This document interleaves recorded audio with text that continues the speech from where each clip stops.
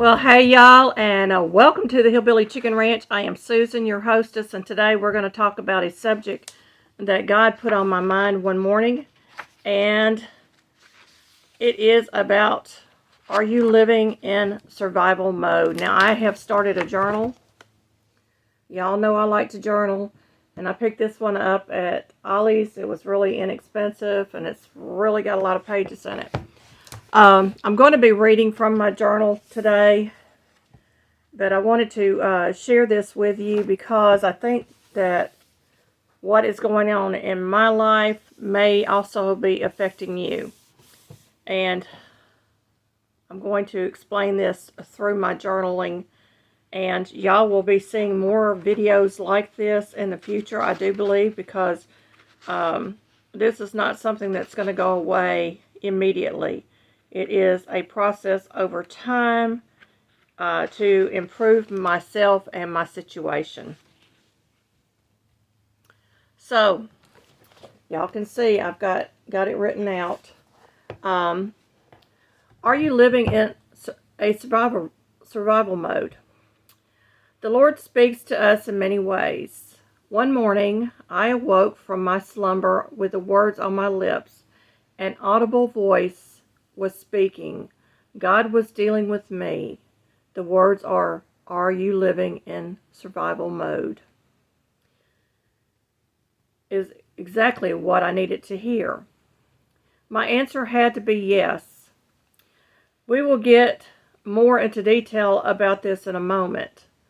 For the last 3 years, we have inadvertently lived in survival mode, whether we knew it or not. Something had changed in our world.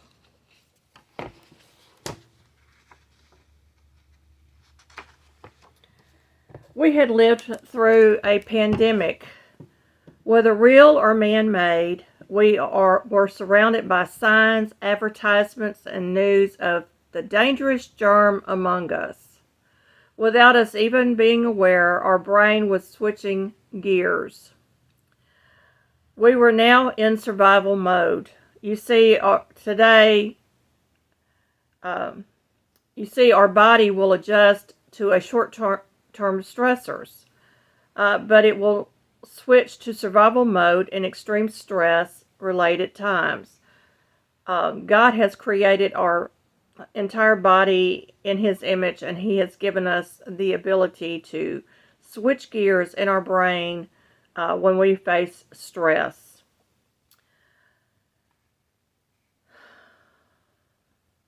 Over a long term, our bodies become stuck in the survival mode.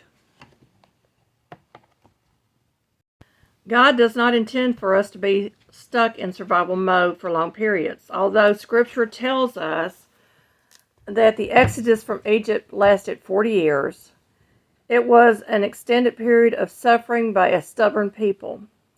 God can remove you from the situation, but you remain a slave to it long after you have been freed.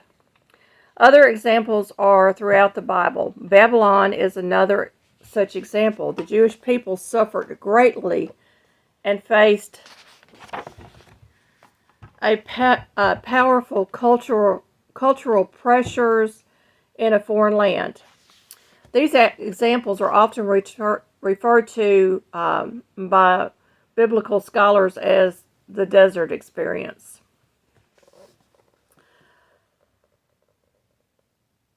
You know, we have a saying that says, God only takes you to it, but He will take you through it. Well, God remained with His people through all of this. So I just want to throw that in there. Survival mode can be simply explained as a computer crashing. But in reality, it is the brain switching over to a safety mode for humans. It is meant to be short term. For instance, a stressful day at the office, a family death, or other short-term sudden catastrophes that are soon resolved are normal in our day-to-day lives.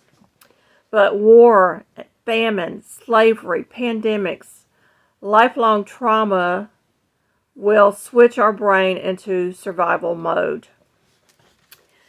In survival mode, you may lose interest in life in general.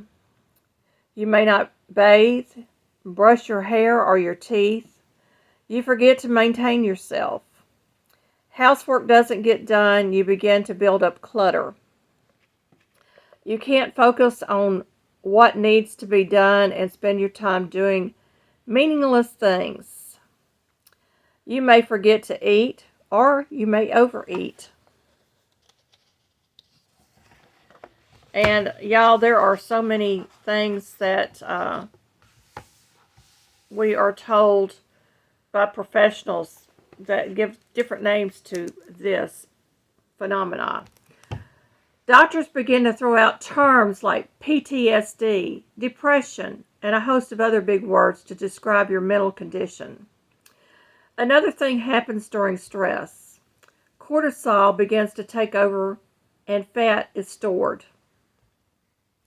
Stress can come from within a family unit as well. Tempers flare, failure to communicate happens, you are shut down from speaking opinions by family members. Family will refuse to visit you or they may cut you off completely. Your friends begin to distance themselves. You may go about some things outside your home and appear to be okay, but you are not. Men internalize things. Women usually are more vocal. But all these things are you screaming for help, and no help is coming. You feel alone, and fear begins to take over. You may begin to hoard at this point. I've seen homes where the yard is also just full of stuff, and it becomes a hoarder's paradise. You collect things and hold on to things just in case it is needed. As a child, my mother would whip me with a switch. I never knew why or when her rage would take over. I began to rebel by not keeping my room clean. Although I would help her clean and scrub the entire house, my childish efforts were never good enough. There was no praise for a good job. I don't blame my mother, though. My mother grew up with an overbearing father who would beat her and work her as if she were a full-grown man. Her mother also expected her to cook all the family meals at a very young age. My mother was obsessed with keeping a perfectly clean and functioning house, but she constantly beat herself up over minute details. Fortunately, my dad was an easygoing and loving man.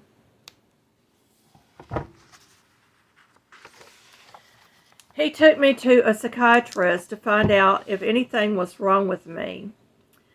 The psychiatrist told my parents my behavior was because my mother was whipping me without any cause. I was reacting in the only way I knew how, and my reaction was normal. Fast forward. I was obsessed as a young mother with keeping my home clean for many, many years. Although I carried the childhood scars and hid them from everyone around me. And I always was afraid that my house was not going to be perfectly clean. I just want to throw that out. I had a great fear of that. Now, we have been in survival mode for 3 years. My husband and I have many chores to do every day, and I am sad to admit, but clutter has taken over. I'm going to pause here and tell you, my daily chores right now are basically taking care of the chickens, collecting eggs outside. Housework is doing the dishes, getting dinner ready, doing the dishes, doing laundry, and that is about the extent of it. And occasionally I will pull out the vacuum cleaner and vacuum what I can, or a broom and sweep and mop. But I have not even attempted to really address the clutter issue. Well, I take that back. I have several times gotten the clutter under control. But as soon as I did, it was, we had something going on in our house, something like a remodel job, and it would get cluttered up again. So I have to admit that. Now, part of it is because of the remodel jobs, and it turned on the survival mode. I felt I was drowning in stuff, and I still feel that way. And instead of going through the stuff, I boxed it up and pretended it wasn't there. How many of you have done that? Box it up, put it in the shed, put it in the attic, put it in the basement, and forget it's there. My housework began to suffer. Because when you have clutter, you can't clean properly. I busied myself with things that really were not as important. Like most people that have gone through this pandemic era, I went on as if everything was hunky-dory. I'm sharing this personal experience to help myself and my brain switch back to the normal mode. One thing that has remained a constant in my life is my core belief in God. I know that His Word will comfort me, and it will confront me, and it will comfort me on many levels. I have remained steadfast in my beliefs and morals, and I have kept the faith intact. God tells us that we have a sound mind and that He will never leave or forsake us. That brings comfort. When depression would start, I would reach for a lavender essential oil and sniff an orange or a rose. These scents are soothing, and they help your body to recover from stress. And it's really good when you're in a depression to reach for those things. Now, I'm not a doctor telling you to do this. I'm just telling you from my experience. Remember, depression is a sign that you are likely in survival mode. I have made a plan to regain my sanity. First, I am slowing down. I want to understand my triggers. Second, which I'm already doing, is focusing on my core values, and my core values are Christian-based values.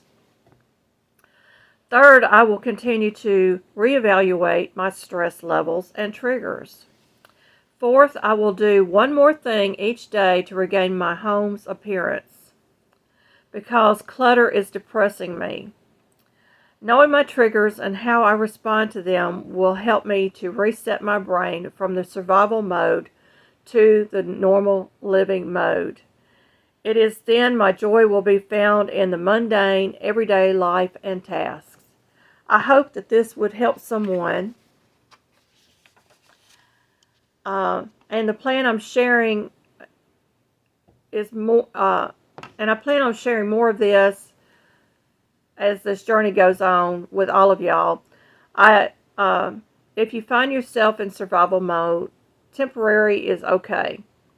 But when life stressors go on too long, it helps you if you begin to talk about it and really make an effort to begin something.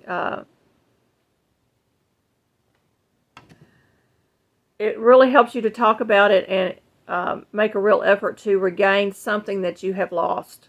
And I'm going to talk a little bit here at the end of this about the number of people that are suffering with mental issues in our nation. According to the Mayo Clinic, information overload, rumors, and misinformation can make your life feel like it's out of control and make unclear on what to do. During the COVID pandemic, many have experienced stress, anxiety, fear, sadness, and loneliness. And mental health disorders, including anxiety and depression, can worsen.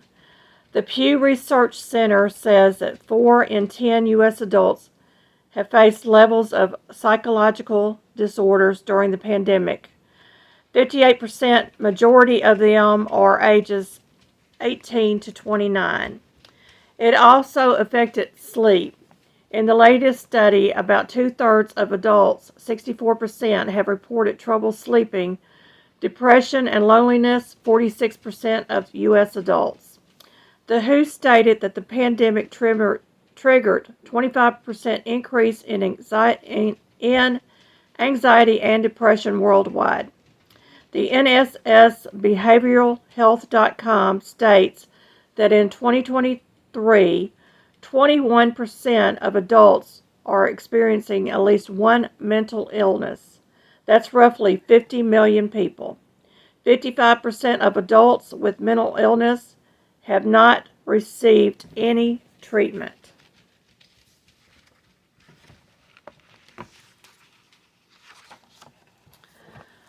.44% of adults experience severe mental illness. Over 12.1 million adults, that's 4.8%, have reported thoughts of suicide. That number doubles in adults that identify as two or more races. The NIH report shows that mental illness in children due to the pandemic as well. APA.org, mental health crisis is on the rise. From March 2020 to October 2020, mental health related emergency department visits increased 24% for children ages 5 to 11 and 31% for children ages 12 to 17, compared to 2019 emergency department visits, according to the CDC data. The CDC also reports that in 2021 that 37.1% of the U.S. high school students reported poor mental health, with 19.9% considering and 9% attempting suicide in the preceding year. Y'all, we have an issue here. And that is the reason I think the Lord brought this to my attention.